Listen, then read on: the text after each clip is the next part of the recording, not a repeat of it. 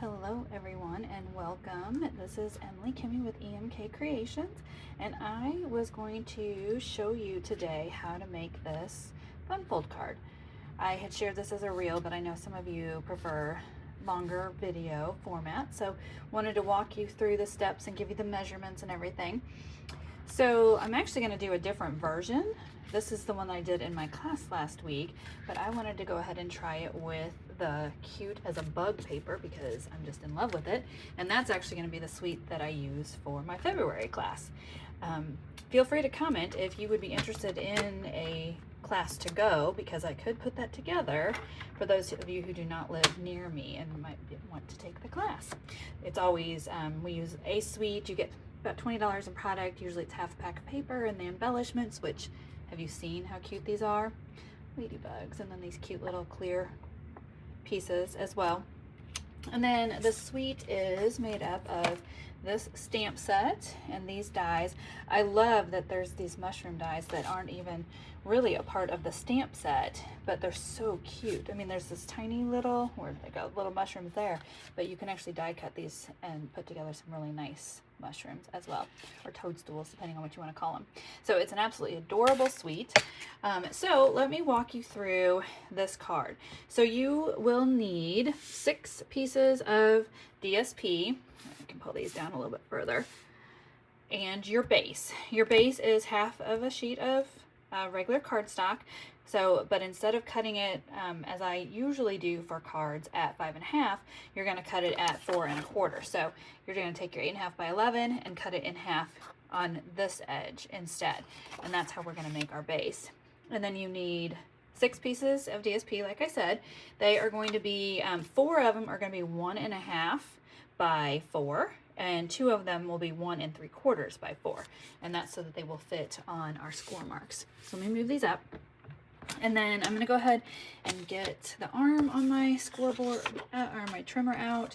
If you do not have our trimmer, I highly recommend it. Things I love about it, you get to have both blades on there at all times. You have your scoring, which is the lighter color, and you have your cutting blade, which is the darker color.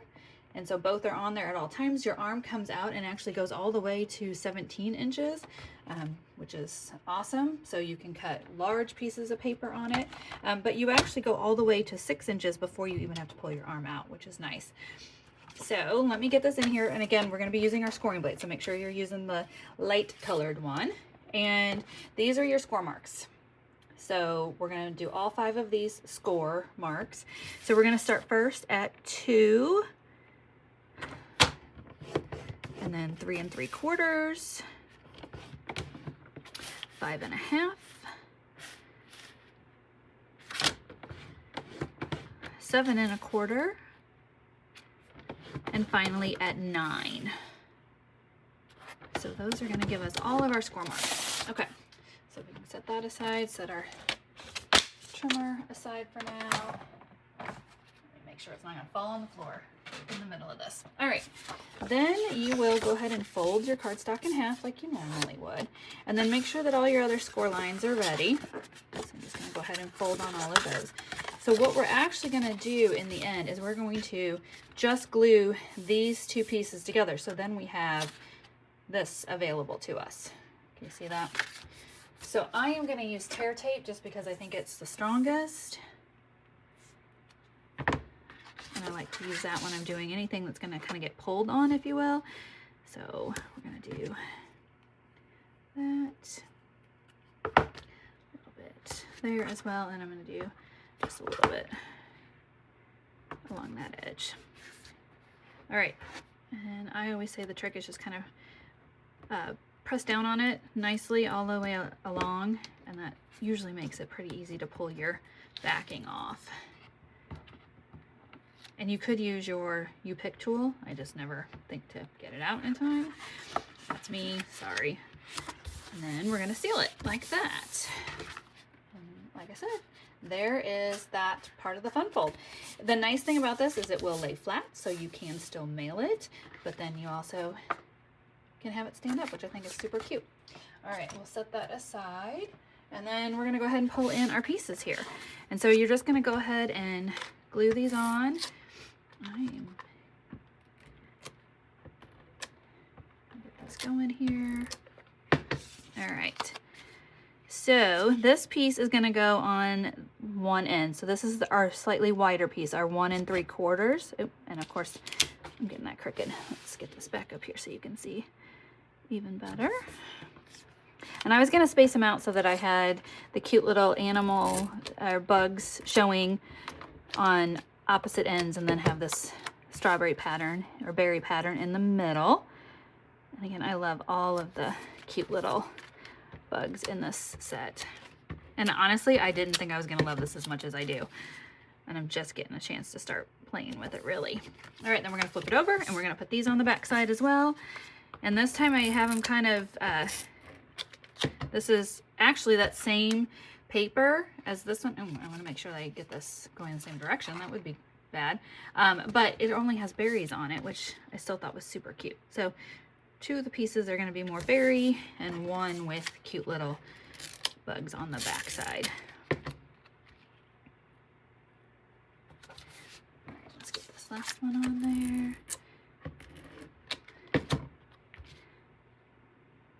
All right, so there's our cute little card. I will show you on these. I did put a piece of white on the back for writing a message.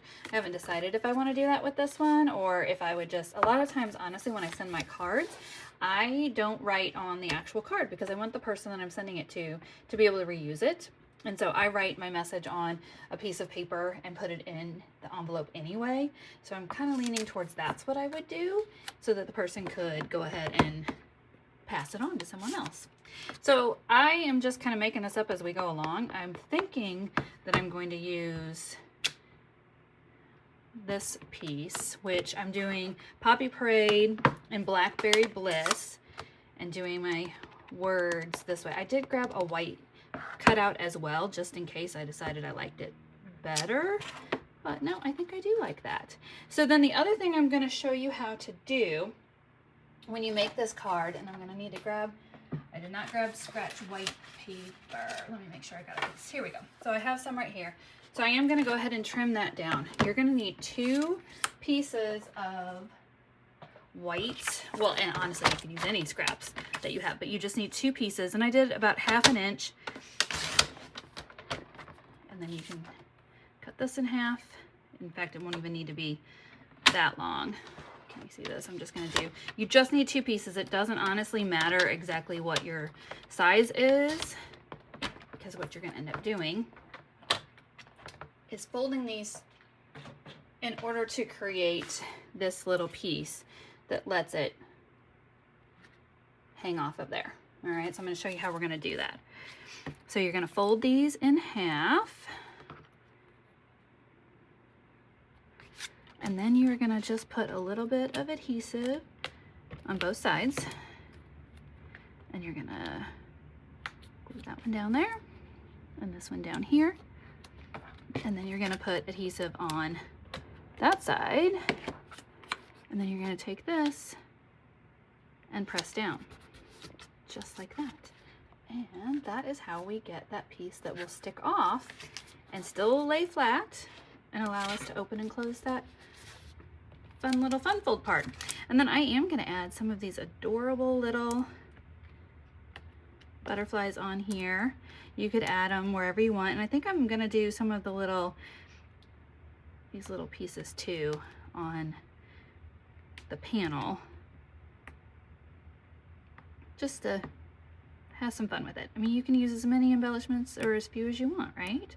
There's no rule. And my nails are breaking thanks to the lovely winter weather we're having, and it makes it a lot harder for me to get my nail under there like I normally do. All right, so there we go. That is my other version, and here were the 2 that I had shown on my reel and that we did in my class. But like I said, I wanted to give you another version of it.